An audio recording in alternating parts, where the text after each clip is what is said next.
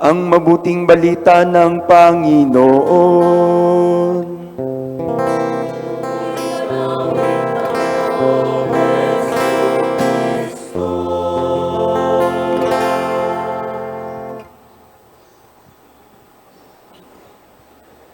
Maligayang pagbati po ng dakilang kapistahan po ng atin pong Panginoon sa bawat isa po sa atin. Merry Christmas po. Ngayon po ay patuloy po natin pinagninilayan ang kapanganakan po ng atin pong Panginoong Hesukristo. At sa pagpapahayag po ng mabuting balita ayon po kay San Juan, ipinakita po sa atin na kung papaanong sa pasimula pa'y naroon ang salita, kasama ng Diyos ang salita, at ang salita ay Diyos.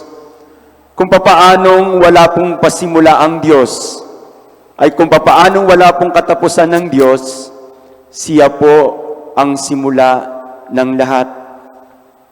Noong bago pa po likhain ang daigdig, bago pa po ang bawat isa sa atin ay likhain ng Diyos, kasama na ng Diyos ang kanyang bugtong na anak. Kaya nga po sa pagpapahayag po ng mga pagbasa po sa atin, bago pa lamang po ipahayag ng mga propeta, naroroon na po ang anak ng Diyos. Ibig sabihin po na kung papaanong ang pagmamahal po ng Diyos sa bawat isa po sa atin, wala pa po tayo sa daigdig na ito, una na po tayong minahal ng Diyos bago pa po ang mga bagay-bagay sa mundo po na ito. Sapagkat noong bago pa po tayo likhain, ay nasa isipan at nasa puso na po tayo ng atin pong Diyos Ama. Kaya po sa pagparito ng Panginoon, ay mayroon pong dalang liwanag at buhay sa bawat isa po sa atin. Una po ay ang liwanag. Sa pagparito po ng Panginoon, ang bawat isa po sa atin ay naliwanagan sa atin pong mga buhay.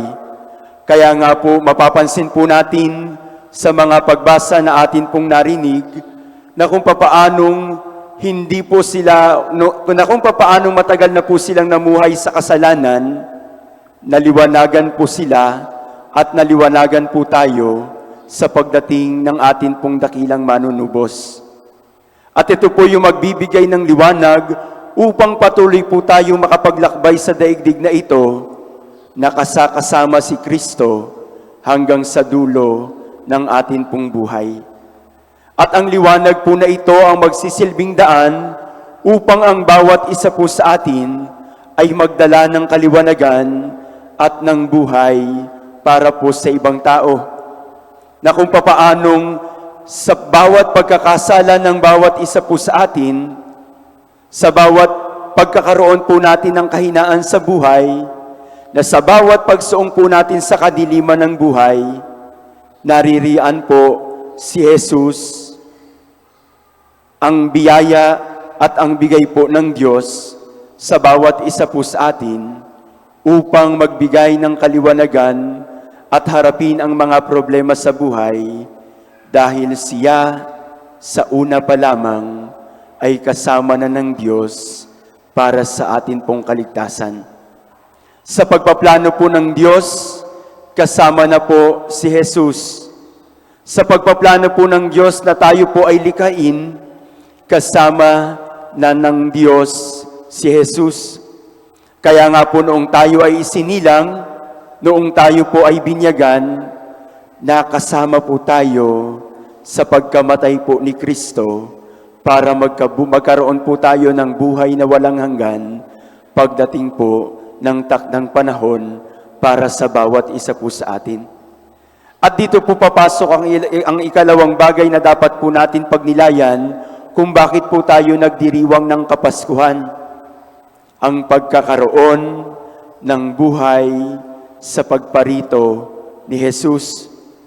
Malinaw po na ipinakita po sa atin sa sulat mula po sa mga Hebreo na kung papaanong sa pagdating po ng Panginoon o sa pagdating po ng anak ng tao, hindi po ito ipinansin Kung hindi po bagkus, ay hindi din po siya pinaniwalaan at tinanggihan po ng mga taong kaniyang kababayan.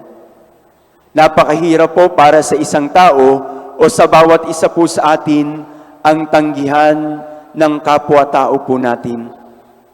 Napakahirap po sa bawat isa po sa atin na mismong tayong ang mga taong mahal natin sa buhay ay siya pa pong magtatangi sa bawat isa po sa atin. Si Jesus ang dakilang biyaya at regalo ng Diyos para sa bawat isa sa atin. Kung hindi po natin matatanggap si Jesus sa atin pong buhay, kung hindi po natin kayang tanggapin ang mga turo at aral ni Jesus para sa atin pong kaligtasan, mawawalan po ng saysay ang unang Pasko na atin pong inaalaala sa pagkakataon pong ito.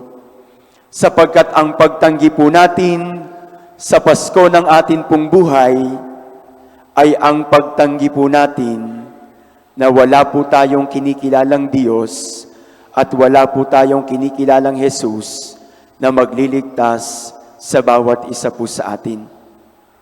Ang pagparito ni Jesus ay nagbibigay ng liwanag ng buhay at kapayapaan sa bawat isa po sa atin. Kaya nga po minamahal ko pong kapatid, sa pagsapit na ito ng Kapaskuhan, sana po matanggap po natin si Jesus na siyang dakilang biyaya ng Diyos para sa atin pong lahat. Na sa bawat pagtanggap po natin sa banal na Eucharistia, maibahagi po natin si Jesus na atin pong matagal nang hinintay na ngayon po ay sumilang sa atin pong buhay. Si Jesus ang dahilan kung bakit po tayo naririto. Si Jesus ang dahilan kung bakit ang bawat isa po sa atin ay nagpapatuloy sa paglalakbay sa buhay. Si Jesus ang dahilan kung bakit patuloy tayong dumaranas ng liwanag at ng buhay na walang hanggan.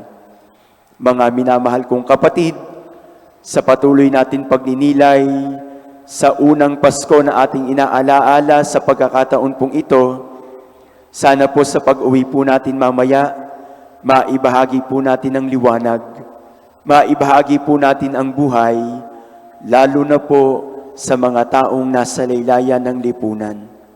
Sapagkat sa pagsilang ni Jesus sa sabsaban, ipinapakita sa bawat isa po sa atin ang tunay at ang katapatan ng Diyos na ang bawat isa po sa atin ay minahal niya noong una pa lamang. Amen.